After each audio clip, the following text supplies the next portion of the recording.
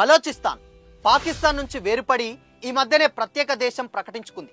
United nations గుర్తింపు లభించకపోయినా, ప్రపంచ దేశాల్లో ఏ ఒక్కటి ఇంకా ఓకే చెప్పకపోయినా 70% ఏరియా మా అధీనంలోనే ఉందంటూ ప్రత్యేక దేశం ప్రకటించుకుంది బలోచిస్తాన్. అయితే ప్రస్తుతం ఉన్న సిచ్యువేషన్ చూస్తుంటే బలోచిస్తాన్ని ప్రత్యేక దేశంగా ప్రపంచంలోని ఏ దేశం కానీ, యునైటెడ్ నేషన్స్ కానీ ఒప్పుకునే సిచ్యువేషన్స్ కనబడడం లేదు. అయితే బలోచిస్తాన్ నాయకులు మాత్రం భారత్ పైనే ఆశలు పెట్టుకుని భారతదేశం సాయం చేస్తే మా ప్రత్యేక దేశం ఏర్పడినట్లే అని బహిరంగంగానే చెబుతున్నారు. ఇలాంటి టైంలో బలోచిస్తాన్లో ఉన్న కొంతమంది బలోచ్ నాయకులు సెపరేట్ నేషన్ ఏర్పాటు చేసుకోవడం కంటే భారత్లో కలిసిపోయి ఓ రాష్ట్రంగా ఉంటే బెటర్ ఏమో అని చూస్తున్నారని రూమర్లు వినిపిస్తున్నాయి. మరి దీనికి ప్రపంచ దేశాలు ఒప్పుకుంటాయా? బలోచిస్తాన్ ప్రత్యేక దేశంగా ఏర్పడడానికి ఒప్పుకొని యుఎన్ దీనికి ఒప్పుకునే ఛాన్స్ ఉందా? ఒకవేళ బలోచిస్తాన్ ఇండియాలో కలవాలని బలోచిస్తాన్ ఫిక్స్ అయినా, భారత ప్రభుత్వం కూడా అందుకు ఒప్పుకున్నా ఆ తర్వాత ఎలాంటి పరిస్థితుల్ని ఫేస్ చేయాల్సి ఉంటుంది?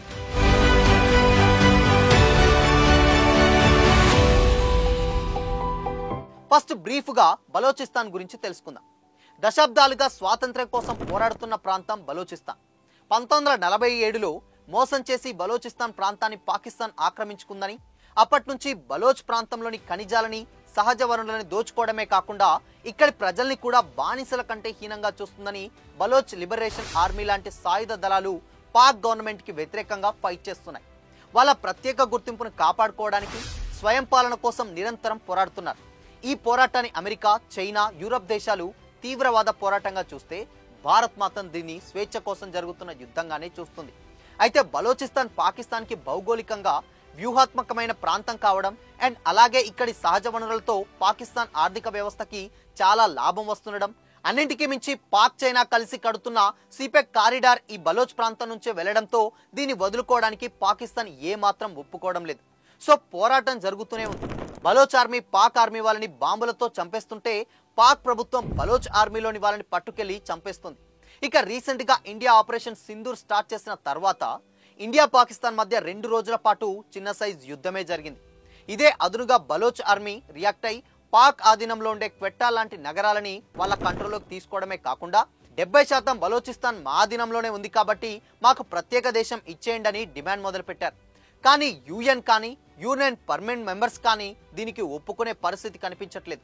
దీంతో బలోచిస్తాన్కి ప్రత్యేక దేశం హోదా దక్కేలా లేదు. ఇలాంటి టైంలో బలోచ్ నాయకులు ఇంటర్నల్ గా ఓ కొత్త ఆలోచన ప్రతిపాదించుకున్నట్లు న్యూస్ వస్తుంది. అదేంటంటే, బలోచ్ ఆర్మీని ఉగ్రవాద సంస్థగా అమెరికా, చైనా లాంటి దేశాలు ప్రకటించడం వల్లనే కదా మన ఆధీనంలో ఉన్న ప్రాంతాన్ని దేశంగా ప్రకటించడానికి యుఎన్ ఒప్పుకోవడం లేదు అండ్ ఇండియా కూడా సైలెంట్ గా ఉంటుంది. అదే మనం ప్రత్యేక దేశం కోసం పోరాడే కంటే ఇండియాలో కలిసిపోతాం అని చెబితే అప్పుడు ఇండియా కూడా ఈజీగా ఒప్పుకుంటుంది అండ్ యుఎన్ కూడా దీనికి నో చెప్పే ఛాన్సులు తగ్గిపోతాయి అని వాళ్ళలో వాళ్ళు చర్చించుకుంటున్నారట.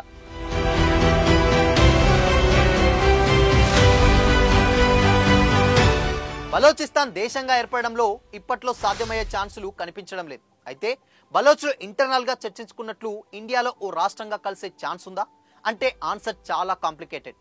ముందుగా ఏ ప్రాంతమైనా ఇండియాలో చేరాలంటే మన వైపు నుంచి మాట్లాడుకుంటే ముందుగా మన ఇండియన్ సెంట్రల్ గవర్నమెంట్ పార్లమెంట్ ఉభయ సభల్లో రాజ్యాంగంలోని ఆర్టికల్ 2 అండ్ ఆర్టికల్ 3 ప్రకారం ఓ స్పెషల్ బిల్లు పెట్టి ఆ బిల్లుని పాస్ చేయించుకోవాలి. ఆ బిల్ పాస్ అయిందంటే ఆ ప్రాంతం మన భారతదేశంలో కలిసిపోయినట్లే. దీనికి ఎగ్జాంపుల్ గా జునాగఢ్, హైదరాబాద్, కాశ్మీర్, గోవా ప్రాంతాలు భారతదేశంలో కలవడం గురించి చెప్పుకోవచ్చు. అన్నిట్లో కంటే ముఖ్యంగా 1961లో భారత్లో కలిసిన గోవా గురించి చెప్పుకోవచ్చు. గోవా ప్రజలంతా భారతదేశంలో కలవాలని అనుకున్నారు. కానీ అప్పట్లో గోవాని వాళ్ళ ఆధీనంలో పెట్టుకున్న పోర్చుగీస్ గవర్నమెంట్ మాత్రం దానికి ఒప్పుకోలేదు. దీంతో ప్రజలు గవర్నమెంట్ కి వ్యతిరేకంగా చాలా పోరాటాలు చేశారు. ఇక్కడ గుర్తుంచుకోవాల్సింది ఇవి శాంతియుత పోరాటాలు, ప్రజాస్వామ్యబద్ధమైన పోరాటాలు.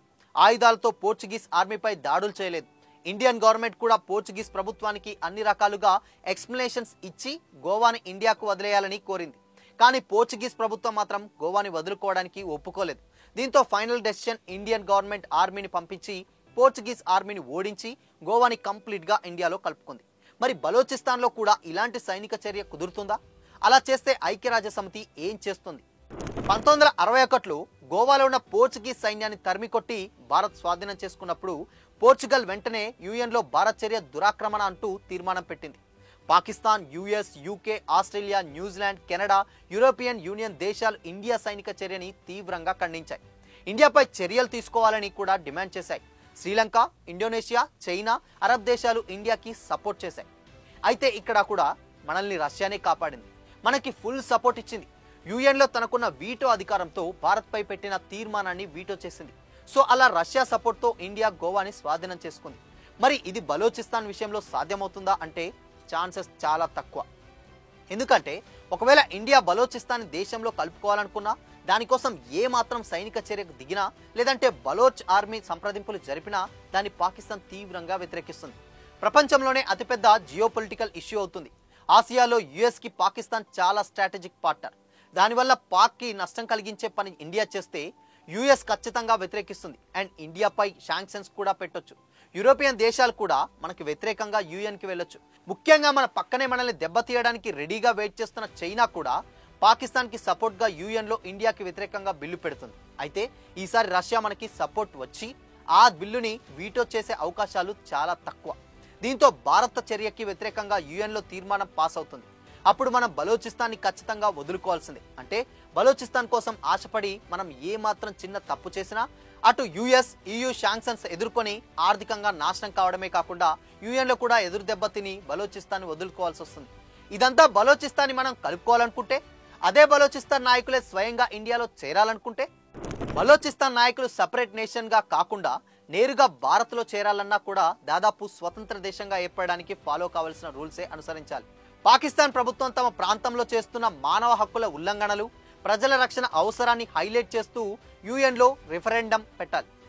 దానికి ప్రపంచ దేశాలు మద్దతిచ్చి బలోచిస్తాన్కి సపోర్ట్ ఇవ్వాలి. బలోచిస్తాన్ స్వాతంత్ర దేశంగా ఏర్పడడానికి ఒప్పుకోవాలి. దీనికోసం యుఎన్ భద్రతా మండలిలోని 15 దేశాల్లో 9 దేశాలు, యుఎన్ జనరల్ అసెంబ్లీలోని 193 దేశాల్లో 2/3 వంతు ఓటింగ్ లభించాలి. అన్నిటికంటే ఇంపార్టెంట్, దీనికి యుఎన్ పర్మనెంట్ మెంబర్స్ అయిన యుఎస్, యూకే, ఫ్రాన్స్, రష్యా, చైనాలో ఏ ఒక్క దేశం కూడా వీటో చేయకూడదు. అలా బిల్లు పాస్ అయితే అప్పుడు బలోచిస్తాన్ భారత్ లో భాగం కావచ్చు, లేదంటే స్వతంత్ర దేశంగా అయినా ఏర్పడొచ్చు. అయితే ఇక్కడ భారత్ లో భాగం కావడం ఈజీ, ఎందుకంటే ఆల్రెడీ బలోచ్ ఆర్మీని యుఎస్, యూకేలు తీవ్రవాద సంస్థగా గుర్తించాయి. కాబట్టి వాళ్ళకి స్వతంత్ర దేశం ఇవ్వడానికి వెనుకాడతాయి. అదే ఇండియాలో చేరతామంటే ఒప్పుకునే ఛాన్సెస్ ఉండొచ్చు. అందువల్ల స్వతంత్ర దేశంగా ఏర్పడడం కంటే బలోచిస్తాన్కి భారత్ లో చేరడం కొంచెం ఈజీ ప్రాసెస్ అన్నమాట. బలోచిస్తాన్ ఇండియాలో చేరడం అంతా పక్కన పెడితే, ఒకవేళ బలోచిస్తాన్ ఏరియా ఇండియాలో చేరితే మనకేంటి లాభం అని మీకు డౌట్ రావచ్చు. దానికి ఆన్సర్ ఉంది. ఎందుకంటే బలోచిస్తాన్లో గోల్డ్, స్టెయిన్లెస్ స్టీల్, ఐరన్ లాంటి ఖనిజాలతో పాటు బొగ్గు నిల్వలు చాలా ఎక్కువగా ఉన్నాయి. అలాగే మార్బుల్స్, లైమ్ స్టోన్, జిప్సమ్, సల్ఫర్లతో పాటు నేచురల్ గ్యాస్ నిల్వలు కూడా భారీగా ఉన్నాయి. సో ఇవన్నీ కంప్లీట్ గా ఇండియాకే చెందుతాయి. దీని ద్వారా ఇండియాకి ఏటా లక్షల కోట్ల ఆదాయం వస్తుంది. అలాగే బలోచిస్తాన్ ఇండియాలో భాగమైతే మనం అక్కడ కూడా ఇన్ఫ్రాస్ట్రక్చర్ డెవలప్ చేస్తాం అండ్ ఆ ప్రాంతాలను కూడా డెవలప్ చేస్తాం. అలా మనకి వాళ్ళకి ఇద్దరికి ప్రాఫిట్ ఉంటుంది. మరి బలోచిస్తాన్ ఇంటర్నల్ మీటింగ్ లో చర్చించుకుంటున్న ఈ విషయం నిజమవుతుందో లేదో చూడాలి. మరి మీరేమంటారు? బలోచిస్తాన్ ఇండియాలో చేరాలని మీలో ఎంతమంది కోరుకుంటున్నారు? మీ ఒపీనియన్ని కామెంట్ చేసి చెప్పండి. అలాగే ఒకవేళ బలోచిస్తాన్ ఇండియాలో కలుపుకోకుండా 1971లో బంగ్లాదేశ్ని ఎలా అయితే పాకిస్తాన్ నుంచి విడగొట్టామో అలా బలోచిస్తాన్ని కూడా పాక్ నుంచి విడగొట్టడం సాధ్యమవుతుందా? దీనిపై ఇంకో వీడియోలో డీటెయిల్గా వివరిస్తాను.